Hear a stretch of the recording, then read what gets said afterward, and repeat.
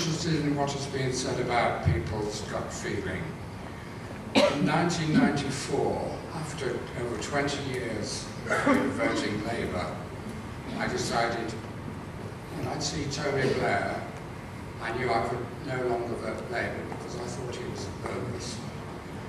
9 years later, after the Iraq War had started, there was a very interesting article in the New Statesman in which a neuropsychologist said this of Blair, if no weapons of mass destruction were found.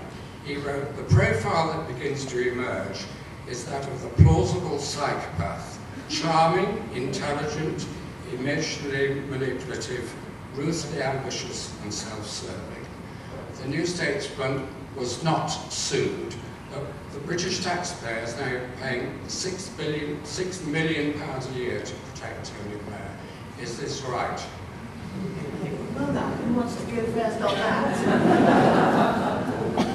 Can I say that I think there's a more general worry about Tony Blair type of politicians in this media age, and the television debates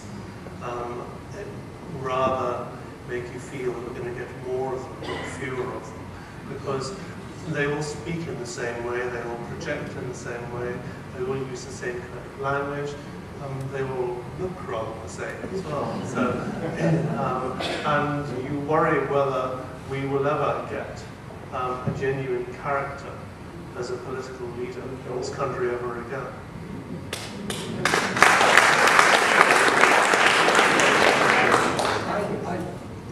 I'll revert to my role as the stage Marxist here.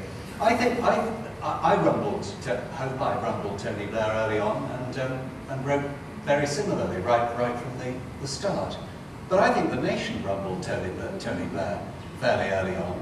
But on the whole, we were happy enough for him to be Prime Minister because we were all just getting richer and richer, and everything seemed to be going well. And we had this fellow whom we knew was a bit of a rum, but he was a good talker, and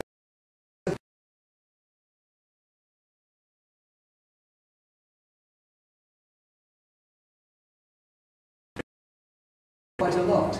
And when we're getting poorer, we're suddenly very angry with the press, with the media, and with politicians. And a lot of it is saucepan banging of the kind that the Argentinian people did when their politics didn't seem to be able to deliver them the shopping habits to which they had become accustomed.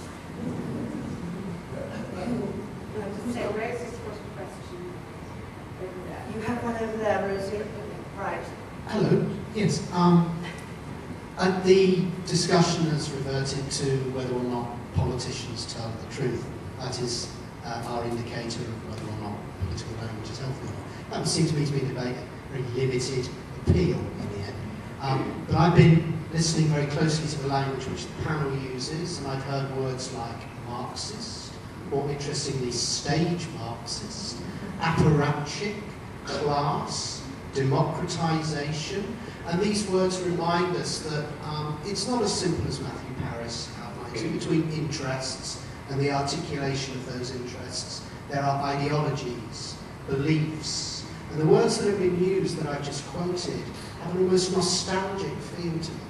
And in fact, if you want to see how ideology plays out, you're much better off listening to Linda and some of the preoccupations that the Daily Mail outlines, for example, the underlying ideologies, the ideologies which underlie some of those Daily Mail headlines. And I wonder if the panel has a view on how healthy or not political debate and political life is at that level, at the level of competing belief systems which are articulated in ideologies, and whether or not there is a relationship between how healthy that debate is and how healthy our day-to-day political language and discourse is.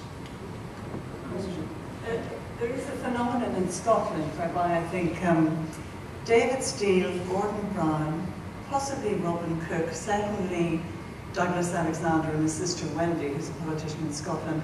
There are other examples. They're all children of the manse. Their parents were children of the vicarage here, I suppose. And I used to wonder whether there was a gene in the last generation that knew what was best for your soul, that has been handed over to this generation, and it knows what is best for how you live your life, and they're still preaching, as it were. But I grew up in Northern Ireland, where obviously religious difference is huge, and that sort of ideology has caused war. And yet I would swear that the vast majority of the people, maybe that's wrong with me, they don't get down to the theological fine print. It isn't about whether or not the transubstantiation actually happens. It's tribal. You know, quite basically tribal. And I think our politics, in my youth, there was a very clear blue water between Labour and Conservative. You tell me the difference between David Cameron and Tony Blair. They're jostling in the middle ground. And the message isn't, that's where language comes in. When you have not huge matters of, actually, I'm going to contradict myself. I think that underneath the language, the distance probably remains quite wide. But they're both using the same language. I think that's what it is. I think underneath, not the coalition, but the present Conservative Party, there is a huge belief that the individual should take almost entire responsibility for their own life. And I think underneath the existing Labour Party, there is a belief that the state should underpin quite a lot and be a security blanket for quite a lot. And the young Conservative Party thinks that that quells in people initiative and will keep the country down, and it will always link with Labour. Does that make sense? But somehow the message is coming out that they're both trying. They saw Tony Blair garner the vote by taking the middle ground, and they want the vote. And one of the question I asked earlier, it used to say, which is more important, truth or love? To a politician, which is more important, truth or the retention of power?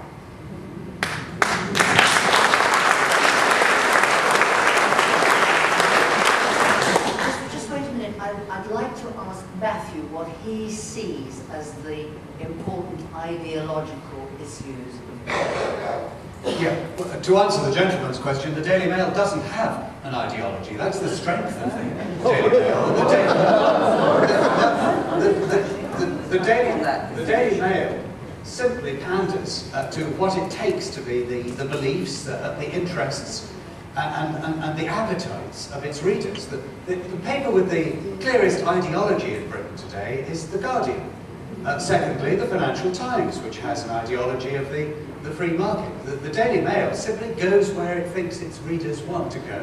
And so don't just blame the Daily Mail. Ask yourself whether the readers too, who include me, may be complicit. Matthew's actually right about the Daily Mail, because when they launched their iPhone app, one of the things that they realised is that huge numbers of people want all celeb stories, want the female stuff, want pictures of royals, and very few of them wanted the illegal immigrants will give you cancer. So they've dropped most of those news stories, because what they actually understood is that what sells is, if you like, the lifestyle stuff, and commercially they're prepared to drop the ideology in order to make money from lifestyle.